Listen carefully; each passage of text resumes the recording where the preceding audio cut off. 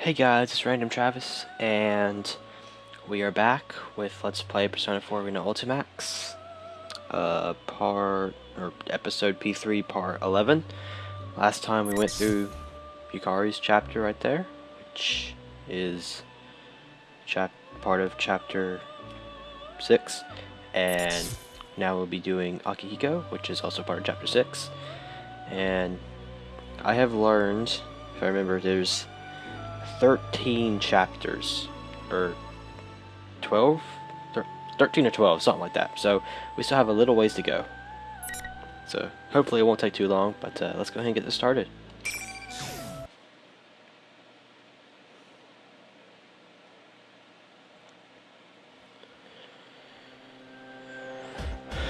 Now that I've recovered from whatever that cross was doing to me, I have enough strength to walk on my own.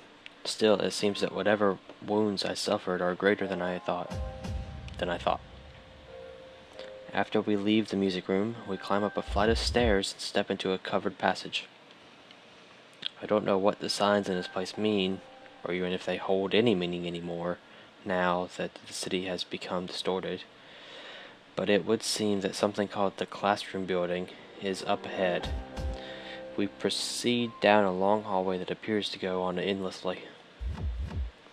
I can't tell whether the haze I see is because of the strange fog, or my own fuzzy consciousness. I'll be sure to return the favor with my fists. While I'd been on the cross, I'd been thinking the entire time. We were the core of the shadow operatives, but we'd all fallen into the enemy's hands so easily, without any hope of escape. Now, where did I get that from? My own powerlessness frustrates me. But even then, I kept calm. We still have comrades, Ken, Koromaru, and now our new member, Lapras. They've grown so much, and were able to save me even after I made such a colossal blunder.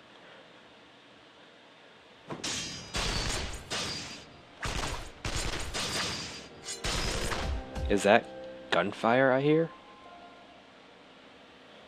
The sounds ring out continuously, as if a battle is taking place nearby.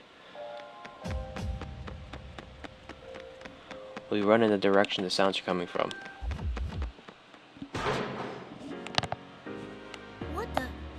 What is this place?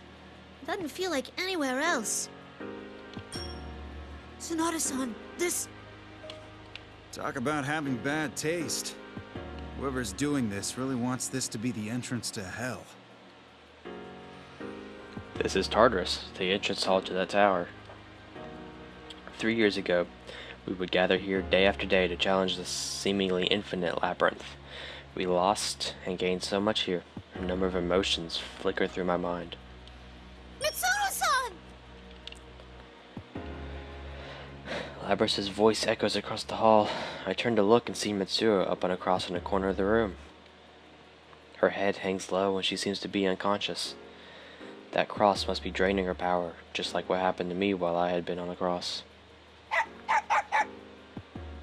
Mitsuno-san, we'll get you down at once! Look out! When we try to rush to her side, a barrage of bullets rakes across the floor, striking sparks in front of us. When this torrent of gunfire finally dies away, the air is filled with white smoke, and quite unlike the red fog that drifts around the area. Confirming the presence of additional targets for elimination. Seriously, you keep coming one after another. Igus. Oh, there should be no problem. You can stay here and watch while I deal with them. It should take no time at all. Additional targets for elimination? Who? There are other people who had apparently been fighting Igus, rather, this fake Igus, when we showed up. Yukon! Akihiko-san! Lapras! Master?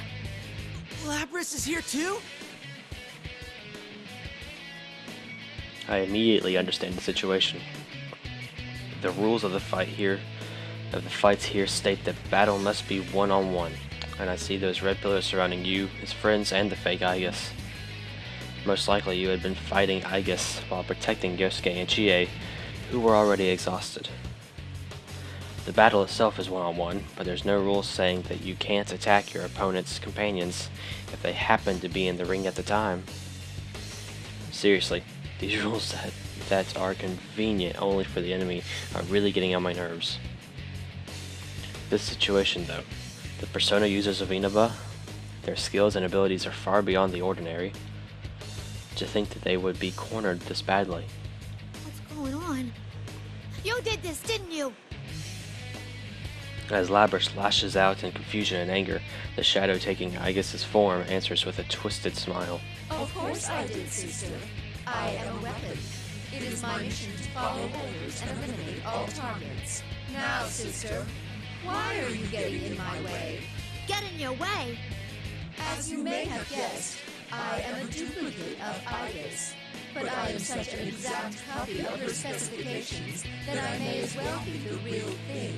I will carry out my master's orders. I cannot comprehend why you, a fellow machine, are trying to prevent me from carrying out my task. You're a tool, just as I am, sister. Unfortunately, you were stolen in the previous battle, and now we must be enemies. The shadow operatives control you, while I take my orders from my master. Isn't that the only real difference between us? That ain't true. I'm doing this of my own free will. Free will? Is that what you base your argument on? Our memories are nothing but data, ones and zeros in our minds.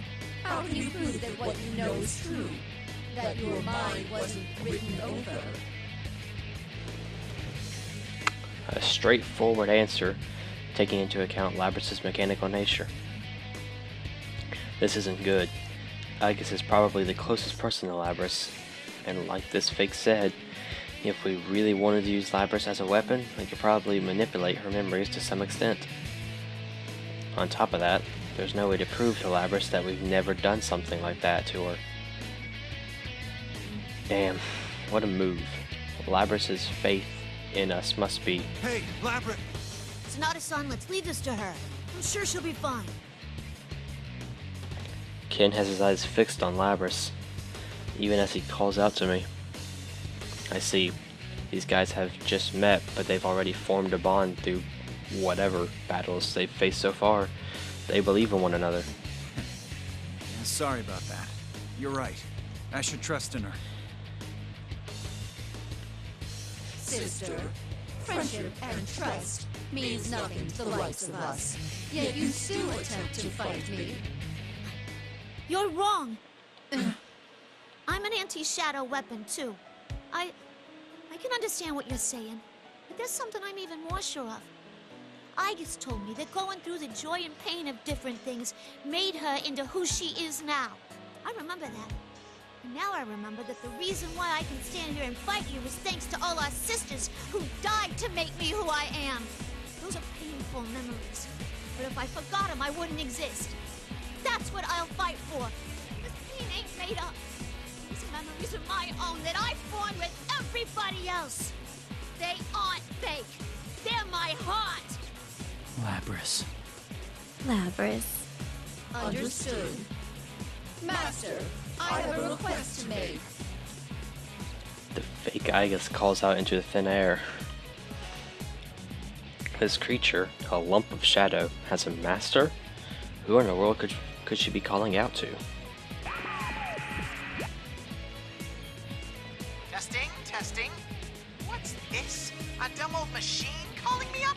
What nerve? I'm a busy bear. Forgive me, but I have a favor I must ask of you. Please lift the barriers on this battlefield and allow these people to come inside. Huh? You want to let us in? I want to fight them. I wish to crush all their bonds before my sister's very eyes. What? Oh, for Pete's! When you make a copy of a real person, the copy gets all the quirks of their personality too. Ah! Well, Rather than getting persona fragments from those dried up old husks, you might get fresher ones from those guys. Persona fragments? Oh, did I say too much? Anyway, let's have a ring change!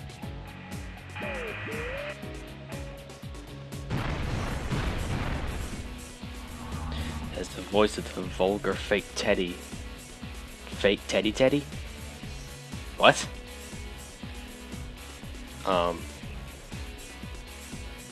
As the voice of the vulgar fake Teddy, Teddy calls out. What? Am I just... That... I don't understand. Is that a typo? Or... whatever. Teddy calls out. The new red pillars descend and the old pillars shatter in response. The new pillars drive into the four corners of the room, making this entire classroom into a fighting arena. Teddy Teddy, the fake Teddy Teddy calls out. Is there... The voice of the vulgar fake Teddy calls out. Yeah, there's definitely only supposed to be one Teddy there. Weird. You! Are you alright? I guess everything can have typos. Yosuke-kun. Chie!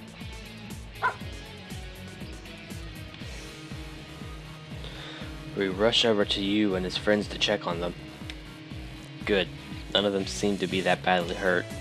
After we ensure their safety, we turn to face the fake Igus again. Thank you for inviting us in before your battle concluded. But we're not gonna show you any mercy. There is no need to thank me. I am about to eliminate all of you right now, after all. Yeah, Time right. for me to make a comeback as well. This is a grudge match now. You guys seem a little different from what I was expecting you to be. But I won't be fooled. I'll protect everyone with all my strength. I feel like Lapras is the best choice here, but we are playing as Akihiko. Screw it, we'll do Lapras. I'm sure there'll be another fight somewhere soon where I can be Akihiko. Because Lapras just makes a little more sense here.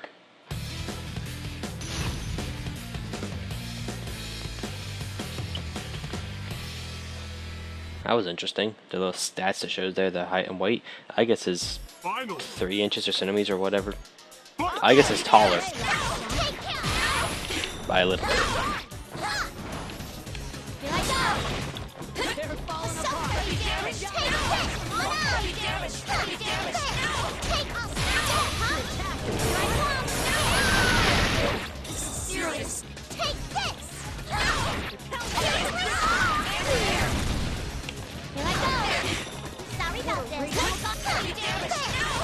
Functions critical! That was a nerve-wracking match! Congratulations!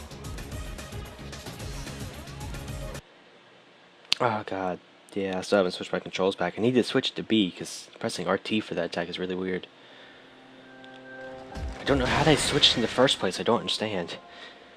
The fake Igus falls to its knees and its body turns black as it becomes a shapeless mass. I see a hint of pain in Libras's eyes as she watches. Looks like we won. You don't need to look at me like that. Either way, we only have a limited lifespan. What do you mean? We were created for the sole purpose of fighting you. Once that duty has been carried out, all we have left to do is expire. Fighting is your duty. I will not bid you good luck. I wish for my master to emerge victorious, if possible.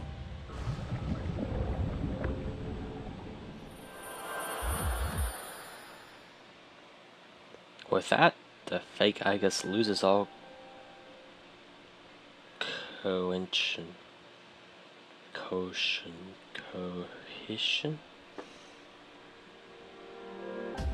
I'm having an off day. I'm sure I know that word, but I can't say it.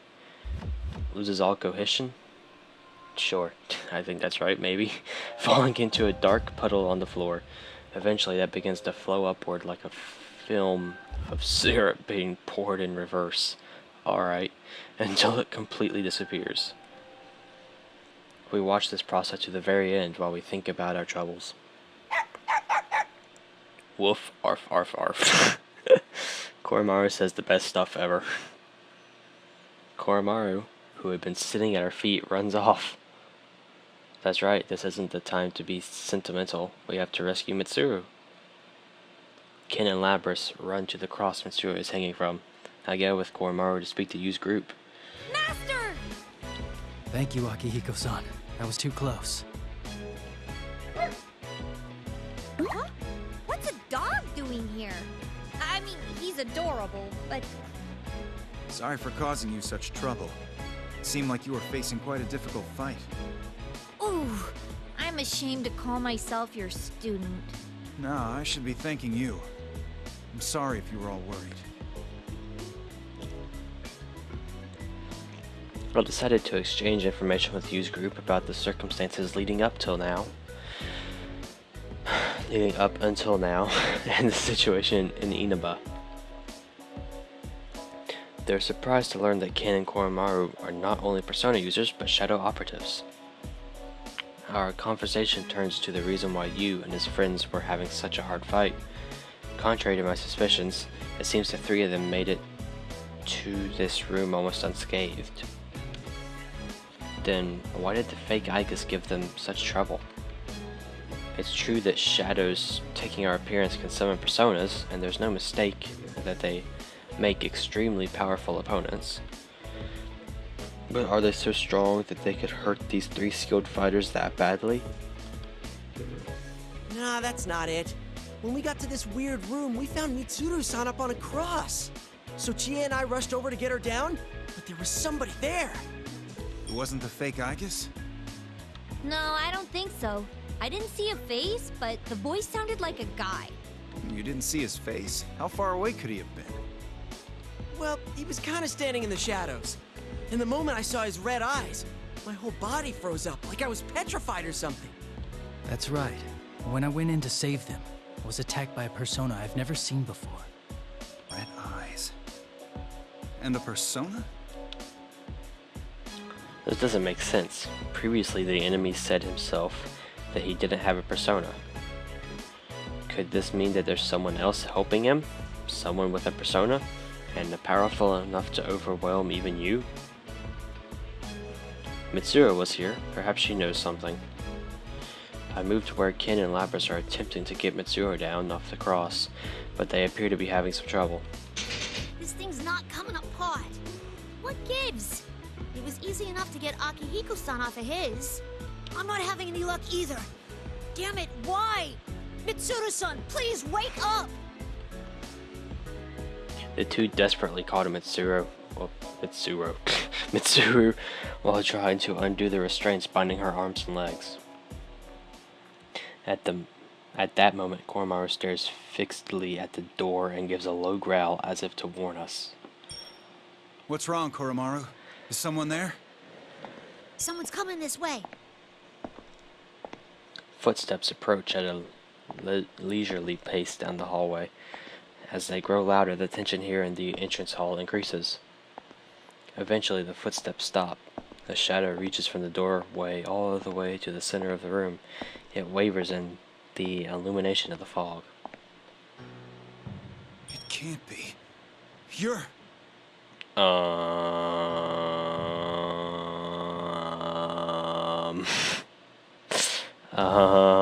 That can't be right. Something's not right here. It's probably a fake. So I wasn't seeing things. Why doesn't he have he doesn't have eyes behind his glasses? It's kind of weird. Shuji Ikutsuki. An unforgettable betrayal and an unfathomable insanity. Seeing him again, the spitting image of when I last saw him, brings back what he said. The death of everything, but also the beginning. 3 years ago, we made extreme sacrifices to put an end to his plans. Does this mean he has come crawling out of hell to torment us once again? That's an incredible place to end. Wow. For some reason that was really short.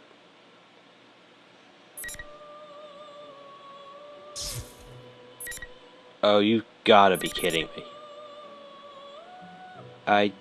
You serious right now? 20 minutes and we moved one card down. Great. This could take way longer than I thought to finish. Well, that's a pretty good cliffhanger. So, thanks for watching. Remember to comment, like, and subscribe. And I will see you next time. Finally! Look here! Prepared! Come!